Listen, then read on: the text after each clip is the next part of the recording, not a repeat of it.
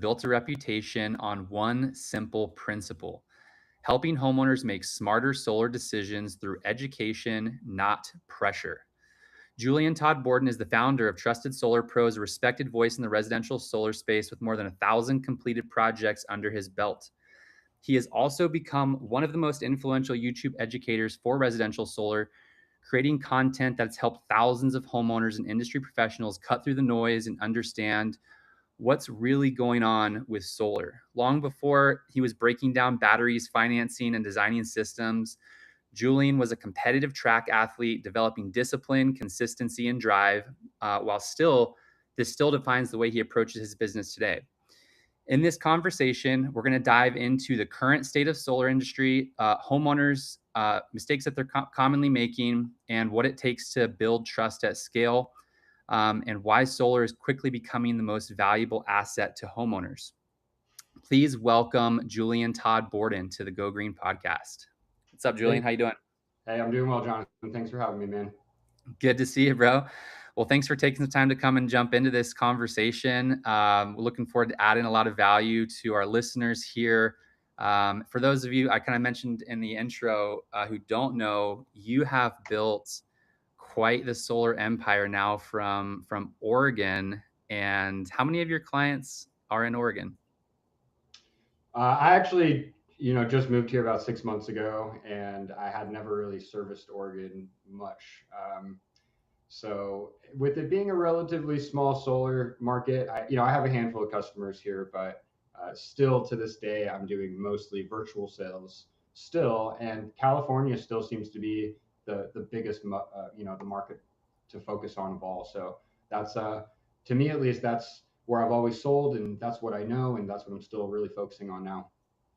That makes sense. Yeah, no, you're doing something that I think a lot of people hope to do or wish to do in the solar space, which is one day have a virtual business and not have to live in California. I'll speak for myself on that. I know that's one of my goals, uh, is to get out of this place where they tax the crap out of us and cost of living is just insane. So you've been able to achieve that. You exited California while still making California money. So first of all, bravo, brother. Yeah, That's incredible accomplishment. there's definitely a few less taxes here. Still a pretty high tax state overall, but there's definitely savings. Um, and but hey, you know what? California is amazing. I lived there pretty much my whole life, and we may be back. Who knows? So Yeah, yeah, and you're a San Diego market, right? You were kind of based in the hottest solar market in the entire country, competing with all the door knockers and all the noise, and you've managed to kind of cut through that noise with your channel, Trusted Solar yeah. Pros. So we kind of talked a little bit before we hit record, what inspired you to get started doing that? Yeah, so I started the YouTube channel, Trusted Solar Pros, a little bit before the pandemic, and it didn't really start off with the vision of what it has turned into. Really, all it was at the beginning was, I was doing mostly in-home sales, working for different contractors that were mostly I wasn't really a door knocker type as much usually. I mean, I did a little bit, but I was mostly working for these contractors that had, lead generation already set up. And so I was doing a lot of in-home appointments right at the kitchen table. And I thought it would be impressive to, clients to essentially be able to pop up on the laptop or the iPad, a YouTube channel, and for them in real time to see, a bunch of videos, and I'm the guy in the videos, and I'm also, sitting right in front of them, and I just thought it would create this like magical moment where they just felt like, all the pieces came together, and I'd be able to close deals with, more ease. And so that's really what it was at the beginning in terms of my thought process. And after like a year or so, and I made a few videos, a couple of them got a little bit of traction, several thousand views on YouTube. I think I had one. I had two videos. One was, 5 tips on how to, not get taken advantage of or get ripped off, and then the other one was an Enphase versus solar edge explanation video. And within about a year of those two videos, I started getting some calls from people around the country that were, basically just looking to go solar and had maybe a few appointments already with local companies and weren't really satisfied. Went online, they found the video and they thought it was helpful, and um, they perceived me as, somebody who they could maybe reach out to. And at first, I was getting calls from all around the country, and I didn't realize what I really was sitting on yet. I didn't have a way to help them. I would just, maybe give them some free advice for a couple minutes and, move on with my day. And um, then, I kind of, I should say, power found me.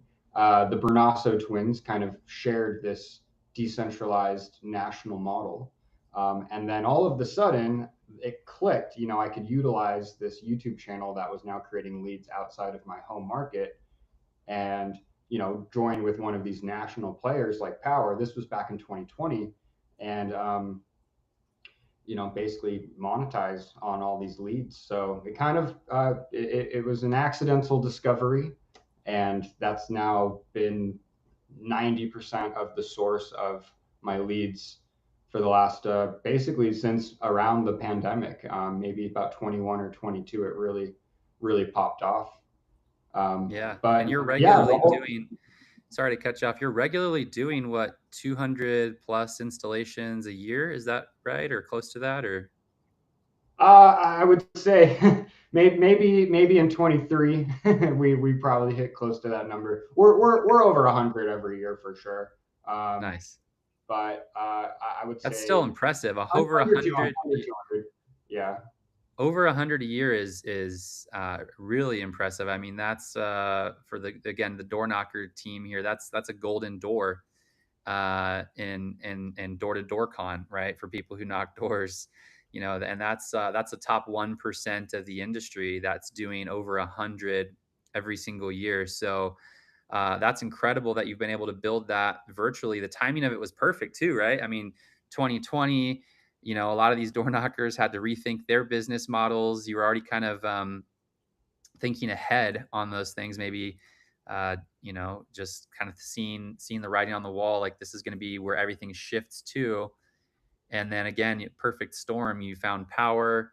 I'm actually repping the Power today. Sometimes I don't, but I'm repping Mm, it today. So I mm, like Power. We like Power, mm, and the yeah. model makes sense. Like you were thinking decentralized solar before decentralized was, and it's still not really a thing. Most solar is run on a very centralized, localized level, and as a result, you get really inconsistent results. Like you said, you probably had people calling you, and it sounds like you were doing it for free to start. You were just kind of giving away free advice because you believe in it and you want to help people, right? And then all of a Yeah. sudden, you're like, well, wait a second, I can actually sell solar in these other markets now with this model, and I can give a better experience, better product, better education than the local door knocker guy or whoever it was that kind of got in their ear initially, and create some real value. And voila, you've proved that model now, and you get to kind of educate a little bit. I know you don't do a ton of giving away the secret sauce, but any secret sauce you're willing to give away, obviously much appreciated. But the first place anyone wants to start is just go check out Julian's channel, right? Trusted Solar Pros. It's like I know I've watched many videos. I've shared many of your videos because I thought, wow, that was so good. And I've even had many people say after they watched one of your videos, man, I got to make a video like that, or man, that was like perfect. I need to. And so you've inspired people. Maybe some people have taken action. A lot of people haven't, right? Myself being one of them. Like where I'm just like, oh, I'll get around to it. I'll do it another time, and so you've been disciplined about it. Like you've stayed on the track, doing it, pun intended, in doing it, kind of time and time again, where you've got discipline about it. How do you stay consistent with producing content, as kind of the first question? And then the second question to that is, like, how do you approach, like, what's the thought process of when you think, well, I'm going to come up with this video, or this is video worthy? Like, how do you kind of map that out? Well, yeah. So I mean, on how I stay diligent, I mean, for me, making videos is my door knocking. It is my lead generation. So it's not really a decision. I mean, like you, for example, you have a family yourself, right? I mean, you don't really have the choice to just not go out and knock doors, one day because you don't feel like it. You have responsibilities. So while I don't have a family myself quite yet, I definitely am doing everything I can to put myself in the best position as possible. Also, on a little more of a superficial, selfish level, I like nice things. I like experiences. I like all the good, nice things in life. So I want to work hard so I can play hard as well. And I also like, I probably like having that kind of voice, that leverage in the market. Not that it's a power trip per se, but I like, being a voice of authority, and so making videos is, rewarding in a lot of ways, and I do enjoy it despite the hard work. So, it's a combination of hard work, but you also have to enjoy what you're doing to a certain extent. So I do genuinely enjoy, helping people go solar, and being the one out of five guys that they talk to where they felt like, wow, I actually understand what I'm even doing now. The four guys just confused me before you, but now I have a clear idea. So I like being the person that is going to bring the clarity. So that's Makes sense. yeah.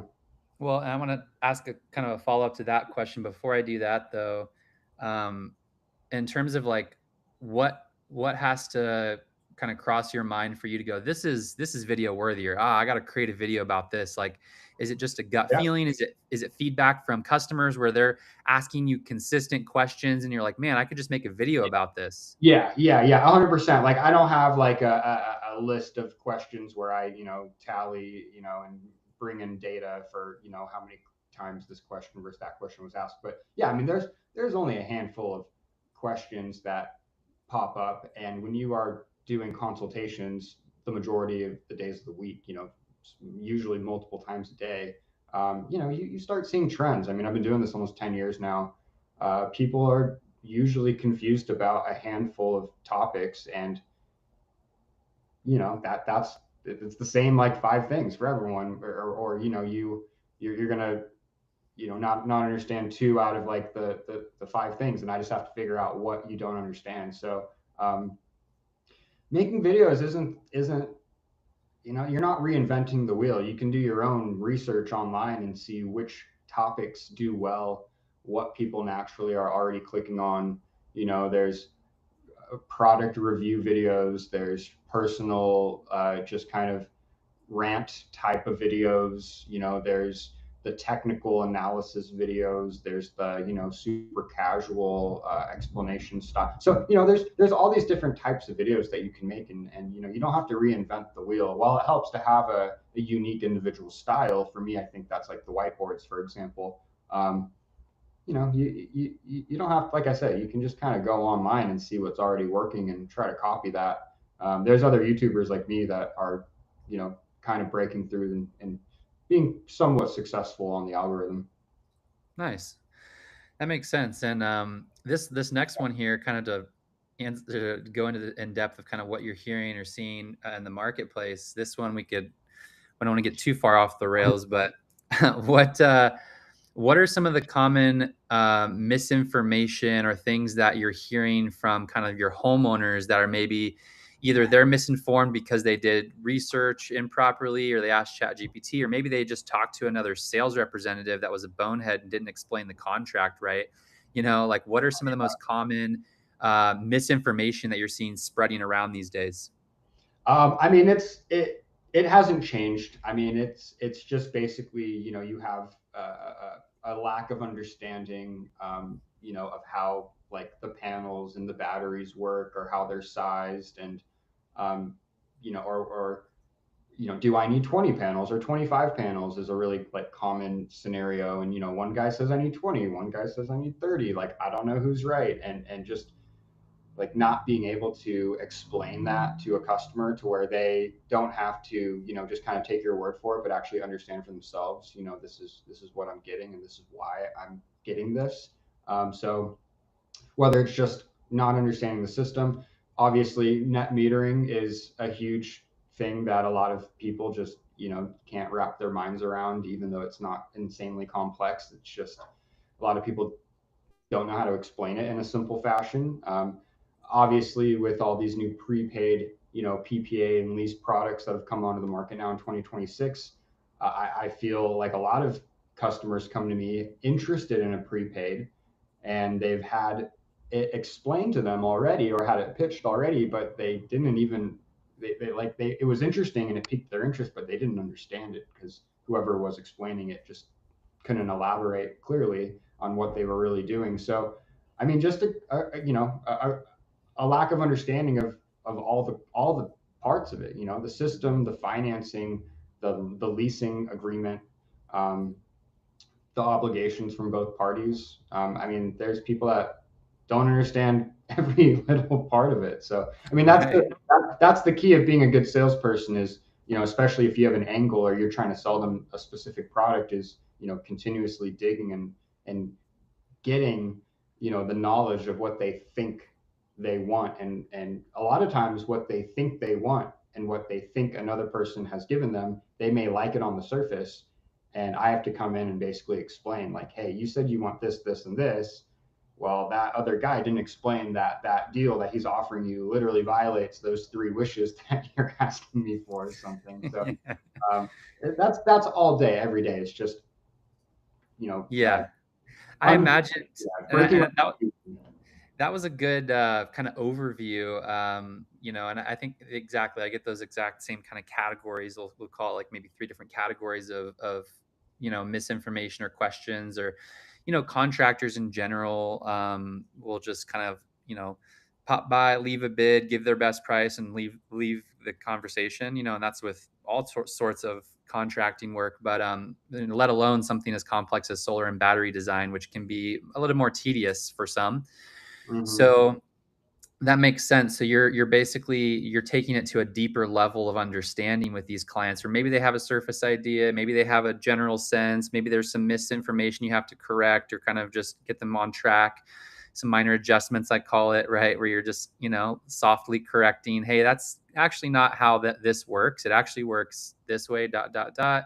Mhm. Or and then using that as a differentiator in the market, like, hey, one of the biggest mistakes I see, Mr. Homeowner or Mrs. Homeowner, is not how many panels do you need for your house, it's actually how many batteries do you need for your house. And a lot Mhm. of representatives out in the market aren't actually educated on how the battery works or explain it properly. Did they really go into how the net billing tariff works and how interval data plays into this? Did they explain any of these things to you? And oftentimes, I'm sure you're probably seeing the answers are no, like they're not being educated. Yeah, I just signed a deal yesterday with Concert Propel. That's slightly irrelevant, but the guy, basically the reason why he signed was I was the third person, and he signed the same later that I pitched him in the morning. We actually ran his credit right then and there. He had it locked up in the moment, so he had to go unlock it. We reran it that evening. He passed. He signed that same night. And the reason why he said he, felt so confident, one, he liked the Concert Propel deal. He understood the buyout transfer and everything clearly, but really it's because the first two guys, they did one power wall with over 10 kilowatt systems. They both did the same thing, and Jeez. he was a pretty tech savvy guy that actually kind of already understood kind of the ratio of solar to battery that you kind of need. He kind of had a better understanding than the average customer, and he basically fired those two guys and didn't even consider them because he was like, I understand how to size my As he system should. He better should than you, fire. the salesperson. So the minute I threw down, it was what did I sell him? It was like I think it was like a 9.8, or I don't know. It was basically right around 10 kilowatts, and we did three N-phase batteries. And he understood that he was getting, three times the ratio. It was probably a little bit maybe overkill in the immediate, but he wanted a lot of nighttime EV charging, and he basically just the fact that I understood the system size was enough to close the deal. So I gotta applaud you. I yeah. mean, I always say that's, in my experience, I found that to be optimal for many cases. That 1 to 3 ratio for every 1 kilowatt of solar, 3 kilowatts of storage is not always right, but generally, like I was even talking with a Sunrun rep the other day, and she's actually probably going to join our team, one of my teams here at Power, and she had a big system. This guy needs a ton of power, probably a 50 kilowatt system. And she's like, well, do you have a PPA for that? Cause that's all she comes from is the PPA, right? That's who I attract. So I'm Mm. like, well, Enfin has the largest caps on the solar. You can actually do up to 55 kilowatts on the Enfin PPA, which the other ones are much smaller caps. I'm actually waiting to hear back on the battery caps of what we can do for the battery. And she goes, yeah, because Sunrun only allows us to do up to 4 Teslas, no matter what the solar capacity is. That's the limit of what you can do. And I was like, interesting. So we're exploring what the upper limit of Enfin allows in terms of battery capacity. And she's like, well, I was thinking of a system that's like, 50% more. And I was like, what do you mean 50% more? And she's like, well, if we do, 50 kilowatts of battery, maybe like 75 kilowatts or so storage would be adequate. And I'm like, no, respectfully, I'm not trying to, sometimes it's difficult, especially when I'm coaching or training reps, because I'm just like, you should freaking know better, right? I kind of get a little bit, preachy with them sometimes, but I'm like, this is serious stuff. Like, if you don't understand how this works, like, you're going to put a customer in a terrible situation. And if you want to get referrals and build a business that's truly sustainable, you have to understand this stuff. And it just baffles me how 3 years into NEM 3.0 or net billing tariff that people still don't understand this. Like they're not even close to the mark. Yeah, And it's especially if you're setting someone up with a, like a 25-year PPA where they're kind of locked in with that system. You have to make sure you're getting it right. Um, Yeah, it's so even more because if it's a yeah, cash or loan or one of these prepaids where they own it in 5, 6 years, then they could add on to the system easier, and it's not as big of a deal, right? And I agree, and that's the problem. It's generally, in my experience, it's generally the people who are selling the PPAs who are messing up the sizing more than anyone. And I'm like, oh my gosh. It's so frustrating, especially because as you know, Julian, I do like the PPA a lot. I still sell predominantly PPA. That's our difference. We had a fun little debate a while back on that. But I think ultimately, educating the customers on the risks involved with each of the products. I don't think people do that. I don't think a lot of people go to that level because maybe they only have one product that they know or two products that they know. So, and I get it. If I only had one or two products to sell, I would probably do the same thing. Like I come from that Sunrun background. So you're like every problem can be solved with a PPA. It's like, yeah. no, it really can't. Well, not to And not to plug power, not that we're power boys or anything, but it is nice to have all the options at your fingertips. So whatever you want to do or whatever you need, you pretty much have. So um, yeah, it having is. and I explained that exact what you just explained, which is a salesperson essentially having their back against the wall, only having one maybe two products to offer. That creates for not a genuine consultation. That's actually one of my sales pitches for myself, as in a value proposition for working with trusted solar pros, is that yes, we're salespeople, but we are a third party from the contractor, which means that we're not a W-2 employee and we don't have to basically just repeat what they want us to repeat or sell what they want us to sell. Obviously, we have to have a good relationship and we have to be selling jobs that they want to install, but there are a lot of these reps out there, like for example, like a Sunrun rep that has essentially been told, don't, we're not going to offer purchases. We don't believe in them. And, your job is to essentially talk everyone out of it. I know they very recently, added like a prepaid option, which is a good move.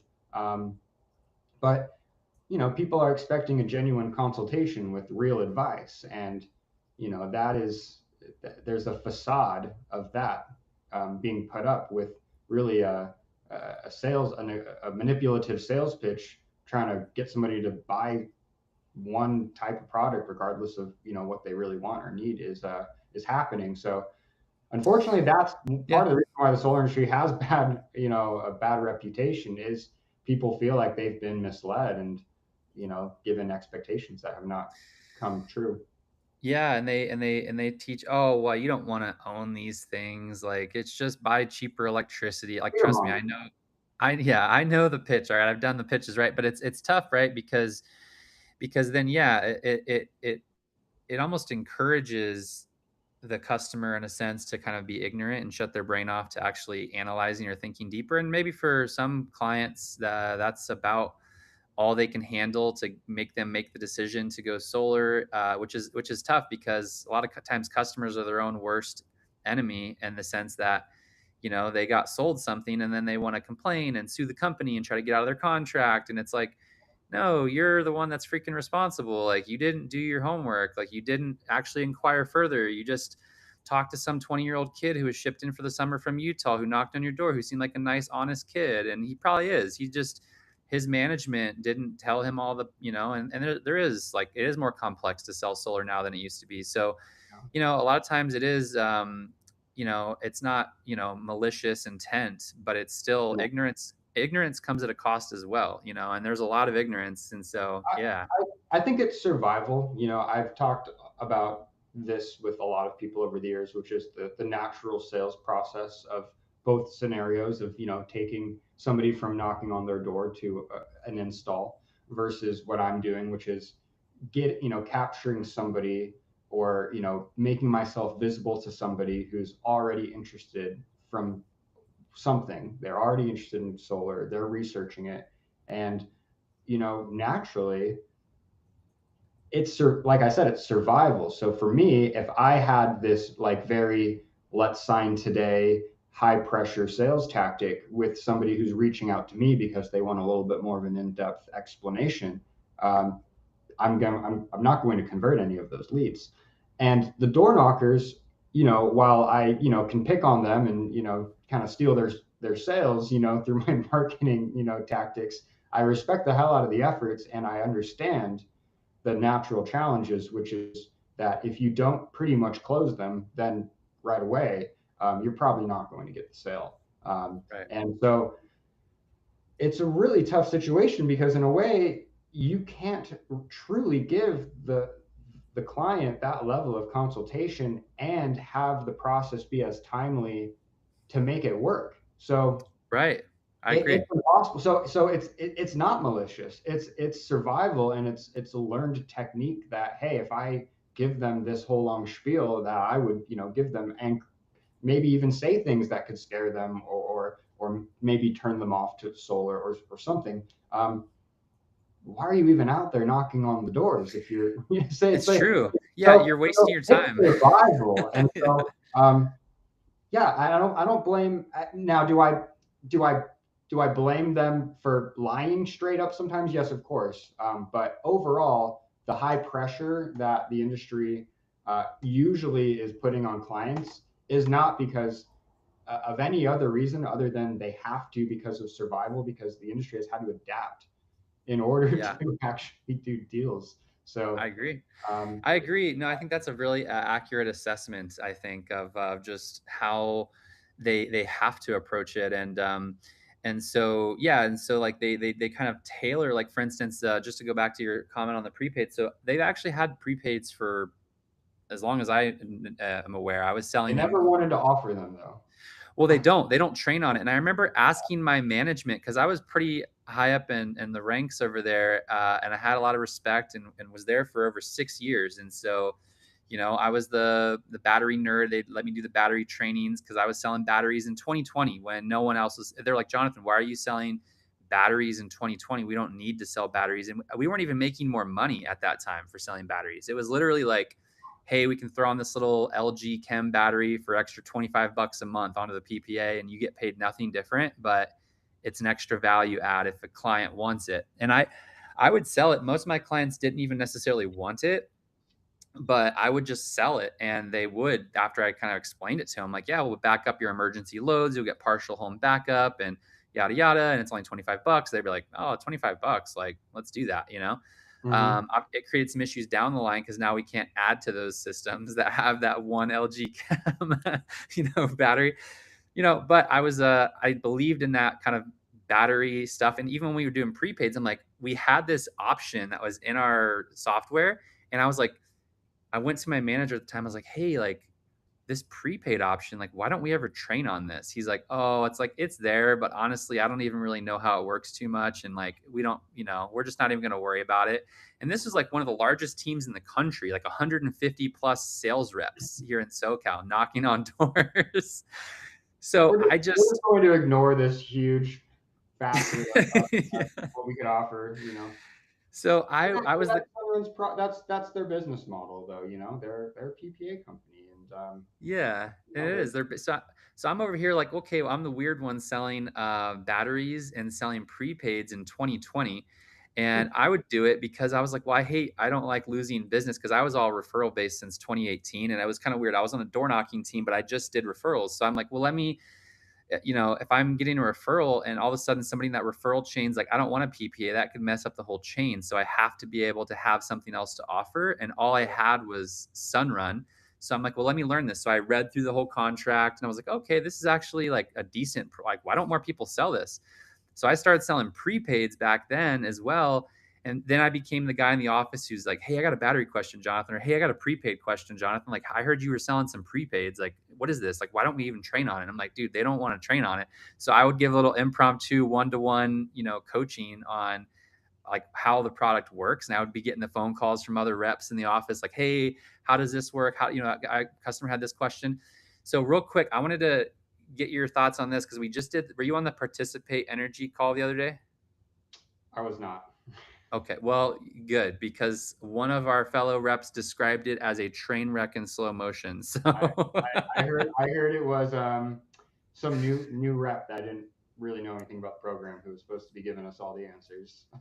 yeah, it was a rough time. But the reason I bring it up because I was still trying to digest it, and I was talking to I forget I was talking to you the other day, but I said I feel like they're trying to be a quasi Sunrun PPA, but not really, and it's super confusing for everybody on the call because a lot of people don't know, but Sunrun prepaids, I don't want to pitch Sunrun, but their prepaid is very different than the rest of the industry, right? Where they actually do battery replacement for the 25-year term, and it's treated as a true prepaid for a 25-year term, meaning Mm, that the ownership never transfers. It stays under Sunrun as owning that asset. mm-hmm. And it seems like Participate, from what I can gather, at least on the call, maybe this rep confused me more, but it seems like they're almost like in between like a concert propel, which is like very clearly defined. Hey, after year 5, there's a clean break and it's contractually, clear, to like they're like this ambiguous in between a Sunrun and a concert, but they don't know who they are yet, is kind of what it felt like.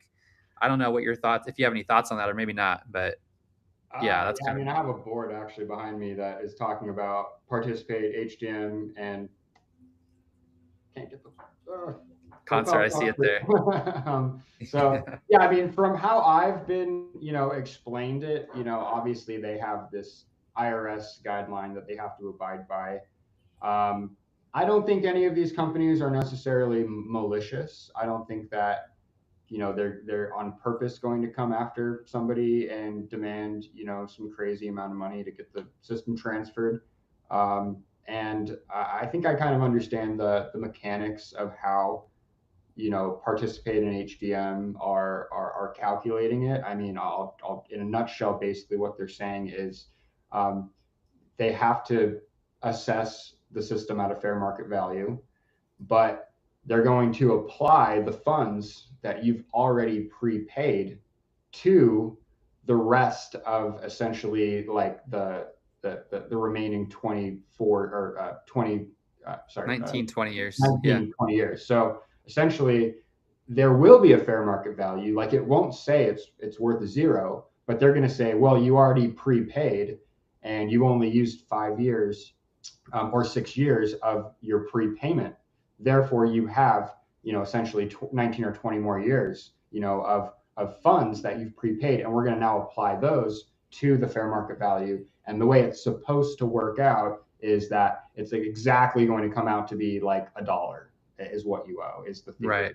Right. So I trust them on the surface. I don't, the minute 6 years goes by and they start asking everyone for money, their product is dead in the water. So I don't think that's their goal.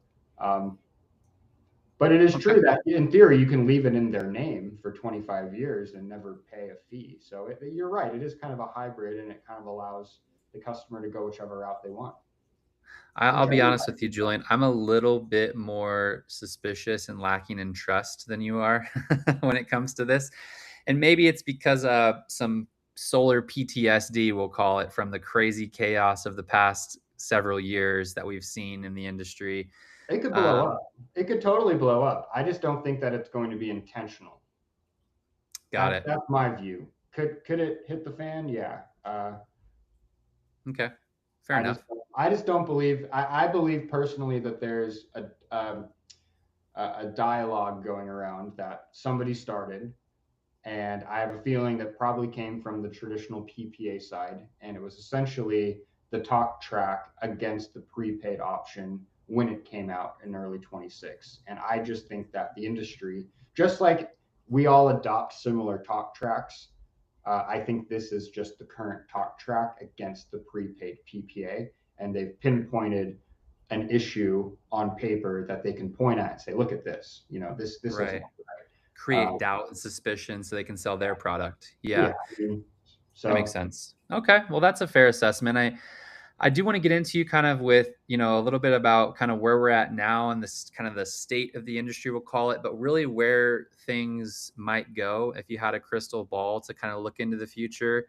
I'm curious to get your perspective, and also maybe too, if there's products that you would like to see, or maybe, I know one of my wants is that the AVLs would become a little more flexible as we kind of move further into this domestic content era, and that more manufacturing that gets, aggressively forced into the United States, which again, I'm not opposed to it on its surface. Just how abruptly it was done was whiplash experience for the industry, and it's caused a ton of these bankruptcies. And a lot of people, I get asked the question, where I get like, people say, well, why do so many solar companies go bankrupt? And I'm like, well, I have a 2-hour seminar you can attend, right? It's like, it's a very complex question. But yeah, yeah, we're maybe supposed to speak. start. Yeah, where do we start, right? It's like, I don't know if you want to speak to any of that, any comments on kind of mismanagement or challenges you've seen in the past. Is there anything that you're forecasting in the future? Any type of that, I don't know if pontification is the word, but kind of just any thoughts on that. I'll Hmm. let you get a drink here. Yeah, I think that there's really only two things that I know for sure, which is that solar is still going to be a necessary thing that people are going to continue adopting. I don't think we're going to have nuclear figured out in the next few years or anything on a mass scale. So, um, in terms of adoption, I don't think that we are slowing down anytime soon. And I simultaneously think that we can only expect more change. I don't know how it's going to change. We are, what are we, 2.5 years away from potentially a new administration, which is right Mm-hmm. around the time when a lot of these tax credits for 48E are changing. And I mean, we could be in a situation in 3 or 4 years from now with all of our tax credits back and all of this domestic content and fiat regulation gone. I mean, I don't know. I don't think anybody really knows exactly how the landscape is going to play out. So that is a key reason why you can't remove the human beings, and why these companies that are trying to like just go all AI aren't succeeding, because the regulations and the incentives and everything are changing so quickly. And you need people like us to digest the information so we can actually explain this to people, and it's that complex that it's requiring of that. So anyways, to kind of just bring it back, you know I, I think that the industry is it's in a tough place right now, and I think that another main problem that it's experiencing is cash flow. I mean, obviously, there's been a constriction with the lending space. Um, there's been a lot of slow to pay out projects, or in general, just banks going under, or financing, just basically disappearing. Um, and these were the life. I mean, cash flow is the lifeline for all these companies, especially for the big ones that were growing unprofitably for years, um, hyper growth without profitability, I would say it was a huge issue. Like, for example, Freedom Forever, they just, moved money around as long as they could, until they couldn't cook the books any longer. So the industry, has been dealing with hyper growth and contraction over and over. Whether it's net metering changing and everyone rushing to sign really fast, and all these contractors being super overwhelmed for 6 months or a year, and then no sales happening for another year, while the Yeah. industry recovers, and then all of a sudden a new incentive comes about, and now they have all this new demand, all this, like, so it's there's so many fluctuations that running a construction business is already so difficult. You throw the changing regulations in, and it's like you have to be really savvy as a business owner to survive. Um, Yeah, it's not like other contracting where you just run down to Home Depot and buy parts on demand, right? The supply channels are very inconsistent, and you have big buyers like the Sunruns of the world who are just, for a period of time, we're buying up all the, domestic content materials, and then you have all these finance providers trying to do safe harboring strategies, and there's all this opacity around like how long is that going to last. It almost feels like a giant con game where this finance, oh, we've got funds secured for this many years and we should be able to be reliable, and they're all trying to project that confidence and certainty to their to their salespeople and their business owners. it's all like it's all they're everyone's posturing through the craziness, and like the business owners are trying to bode confidence for their salespeople so they don't slow down, but they're trying to keep the ship from sinking behind the scenes, and Yep. it's a tough It's tough.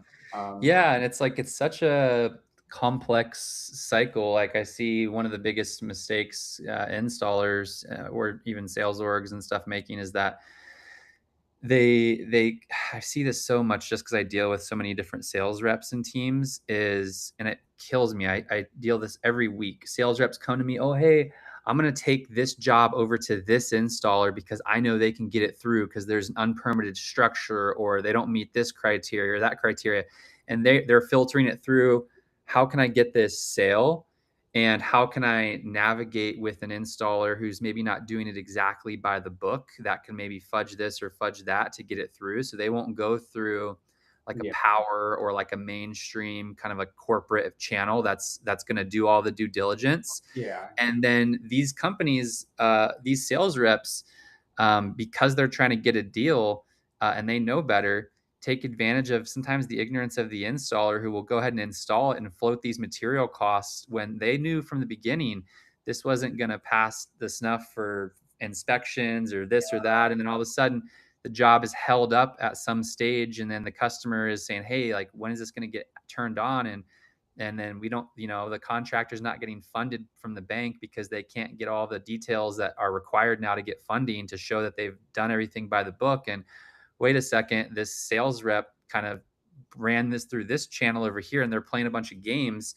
And I see this a lot where sales organizations and sales reps are bankrupting naive install owners who don't yeah, know any better. They don't know about the finance side. And I find this time and time again. A lot of really good installers have almost close to zero understanding of how these finance vehicles even work. And oftentimes they rely on the expertise of the salesperson to know which financing. And it's kind of the tail wagging the dog, we call it, where the sales rep goes, hey, Mr. Installer, I want to be able to sell, GoodLeap or Enfin or name whatever the finance product is.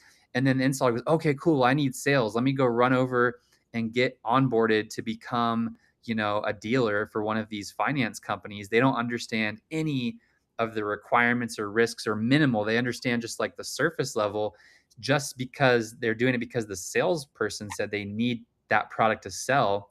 And then boom, they get a contract. The installer's like, okay, cool, I'm getting contracts now. And they're just going about their business. They go and install the job. And then all of a sudden, wait a second, they're getting held up on all these reviews and installation these requirements. And then wait a second, we didn't do all of our checks up front. We didn't make sure everything was actually in order. And now we're stuck and we can't get passing a fire inspection. We can't pass a city inspection. We can't get something, across the finish line. And then these jobs just stay in limbo forever. And if the salesperson is really slick, they convince the installer to front them some of the money on the commission because they got bills to pay. Again, that survival mode. And then the installer's like, okay, well, cool. The bank's going to pay me, right? Right. Right. And they never get paid, and then they go bankrupt.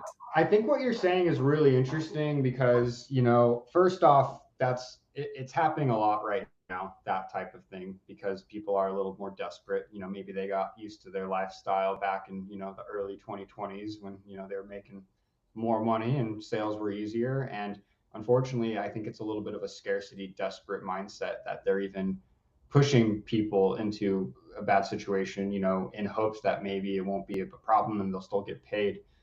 So that unfortunately is, happening. I think that sales reps, especially ones that have been in the game a long time and they can create all of their own business, they tend to, get a little bit of a power trip and a feeling like they deserve all the money. And I think what happens with, sales reps sometimes is they want too much of the line. They want too much of the profit. And we all want to make money, and salespeople have to make great money, especially if they're creating their own deals.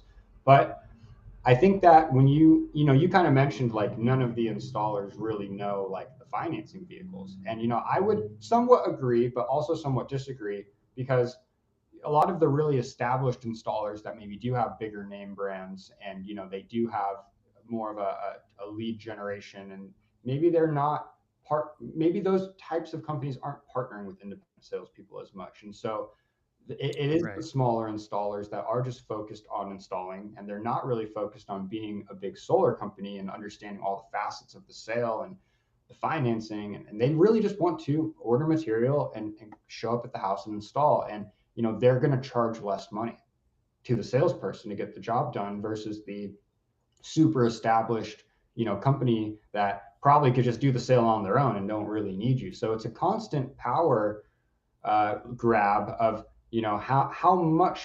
how much of the sale can I get. And where people go wrong is, like I said, they start working with underqualified installers that basically they're trying to get too low of a red line or too low of a cost for the project so they can maximize their commission. But they go too far, and now they're having an incompetent group get the job done. So what I found is, in the last almost 10 years of doing this, is I want to shred right above the line of right where I kind of feel like my commission is just slightly smaller than I want it to be. I know that's a weird thing to say, but I Makes want sense. that installer to make money. I want them to be in a good financial position because I want them to complete the project so I actually get paid and they don't go bankrupt. And now I'm in the position where all these other people are in, where they have 30 projects or whatever that are just in limbo and they're never going to get done and not get paid on it. But also I want to build that long-term relationship where they're also excited about getting a job from me and they don't feel like I'm just taking advantage of them. So I truly feel like if it's a win-win situation, not only for me and the contractor, but a win-win-win and for the client, now I'm building a sustainable system that is going to have less, bumps in the road later on. And that's going to allow us to continue making money especially as the market gets tougher. The last thing I want to be dealing with is like having to change my financing 3 times and change my installer 3 times and set up new bank accounts and like all this nonsense. Like I would rather just focus on making more videos and selling with a really solid installer that I know is going to pay me. Even if I wish I got $500 more a deal or something, I'm going to make a lot more money in the long run with the Mm. easy process and actually getting paid and actually Yeah, making sales. So that's been that my makes thought sense. process. And I think what happens too is sales orgs. So I'm a sales org owner myself, and so I see the weaknesses in that kind of model. The one of the weaknesses that I see from my own business and just in general is that, again, like these salespeople, they're divas. They want to get catered to, and if they come from a big sales organization like a Sunrun, then and they kind of have everything done for them, get their butts wiped for them, they don't know how to even interact with installers directly. right? They don't have direct relationships with the people who are doing the actual work. Mm-hmm. And that creates a disconnect for sure, where the sales rep just has all these expectations that are super far from reality. Mm-hmm. And so one of the things that I encourage even people on my team is I say, hey, in these areas where you're selling, like here's one or two installers that I personally would recommend. Let me introduce you to them. Let me put you in a group text with the project manager, with the owner, with the whoever. And I want you to book a time, get on a call with them and get to know each other a little bit. And Mm-hmm. then I want you to open up those lines of communication, and whenever you can actually see the people who are doing the work as more human, as crazy as that might sound, right? See them as actually human. Then, Yeah. but you don't. These sales orgs, they're kind of like they have these giant veils that they control because they want to make these all these managers want to make a little piece, and they're making a little piece, and everyone's making a little piece, in this whole thing. And then so they're kind of there's an incentive for opacity where the sellers don't even know who's doing the work, and there's just kind of this like in between sales manager that's kind of regulating the business just so they can make a little piece of this and that and the other. Yep. And it's a huge problem. And that's where I think a lot of the gap in just training and understanding and knowledge from like the average rep level comes in, is because they're kind of held, and they don't even know that there's like a glass ceiling of sorts that they're kind of being held under. And again, I can kind of see it from the sales manager standpoint too, because I am a sales manager, and the amount of time and energy and the different range of knowledge of the people I'm working with. Some of the people I'm working with, I'm like, okay, cool. They're like pretty close to my level, or I think that they're pretty close to my level. And then they ask me a question and I'm like, oh, that's like a 101 question. Like, Yep. so you don't always know. And it's like, even if you say like, hey, are you attending the trainings? Are you doing this? Are you reaching out to your installers? And you kind of are trying to manage them as a manager would. Um, it's like herding cats, right? Some people are going to show up and plug in and learn. And some people are just smarter than others, right? There's an IQ difference, or there's just a background difference. Yeah, but it also goes back to, the industry not having any proper regulation or training. I mean, there's no Right. test that we have to take to sell solar. I mean, people oftentimes joke about like how easy the real estate licenses to get, and that still requires, like a few classes and a test that you have to take, but like with this, you There's nothing. basically in California, you just have to go get your fingerprinted. They just want to make sure you're not a felon, Criminal. so you're a danger, to people going into their houses, and just probably just collect their few $100s if we're also being honest, and that's it. It's really up to your sales manager to give you the information and train you, Right. and unfortunately, the majority of salespeople. Um, they haven't even really been equipped with the information and knowledge to sell the solar properly, especially if they're brand new and they get into one of these, like let's say, for example, they get in with Sunrun right from the start. Well, right away, it's basically like they're going to church and they're getting told a very specific way of thinking and Dogma. It's like yeah, dogma. Yeah. so they're not really getting truly trained. They're getting trained on how to go pitch Sunrun, which it's not immoral. It makes sense why it is the way it is, but also, if we're being honest, they're not, like I said, really being equipped to truly be like a real consultant. So um, Right. that's it's up to people like you, who are out there training other people to, give them what they Yeah. need, and that's what the industry is lacking, especially as we've gone through this turmoil and industry leaders have left, and essentially dissolved their organizations, and the leader is gone. I want to learn from you, Julian, because the next question has to do with the future of solar sales. And in a lot of ways, I feel like you are already, further ahead on that future of what solar sales looks like and the model that you're operating under, and that you've kind of again, I don't know if you would go as far to say pioneered, but you've looked at what's worked, right? You've looked at other people who are, and you said, and you had a vision and said, hey, this is I want to educate homeowners. And what did you say before we were on the call? What is your mission? You want to be? I don't want to mess it up. Oh, yeah, I just kind of have this pipe dream of the idea that no matter where you were, well, I should say the US at least, if you're in the market researching solar, I don't want you to somehow complete your research without seeing me. I want the visibility to pop up on every single person's algorithm, given they've typed something relating to solar or batteries into their Google. Um, we all know that, your phones are, the tracking everything. We here listening to you. I mean, sometimes it's like, you haven't even said the word, you've thought it. Your phone is already showing you ads for It's something weird. that I you agree. It's like you literally, haven't. I've experienced that. You literally think of something. yeah, and now you're seeing an ad for it. You're like, I didn't even say it. Like, there's no way the microphone could have even picked this up.